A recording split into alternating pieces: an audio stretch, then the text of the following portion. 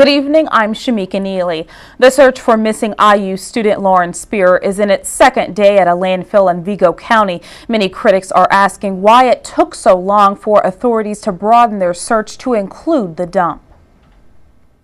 Bloomington Police Captain Joe Qualter says the search efforts at the landfill are the second phase of the Spierer investigation.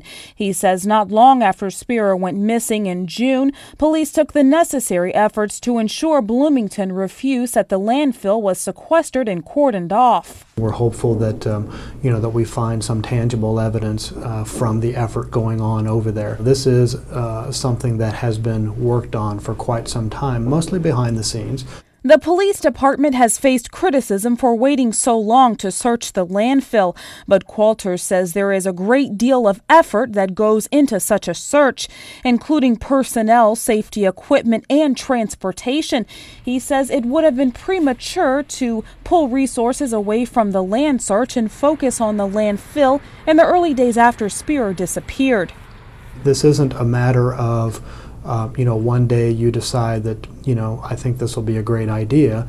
There is a great deal of planning that goes into that. And, we had to capitalize on a lot of agencies. I think we're aware that there were certainly critics out there wondering why we did not do it immediately. The decision was made that we would wait for the land search effort to conclude, and then all the while we were in the planning phase for the next stage of the operation, which was, considering whether or not that landfill issue needed to be addressed.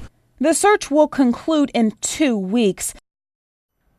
US Attorney Joseph Hogsett announced at a press conference today in Bloomington that 28-year-old Brandon Chris has been indicted with unlawful possession of a firearm. Chris is accused of shooting a gun in Goose Pond State Park and hitting a kayaker who was loading his kayak into his car.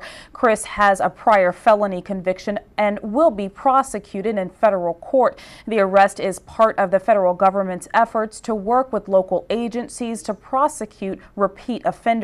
Hogsett said at the conference that Indiana has developed a reputation where it is easy to gain possession of a weapon through illegal means. Let's take a look at your weather. Tonight, partly cloudy with a 20% chance of isolated thunderstorms, lows in the lower 60s. Tomorrow, partly cloudy with a 20% chance of thunderstorms, highs in the upper 80s. Tomorrow night, partly cloudy, lows in the lower 60s.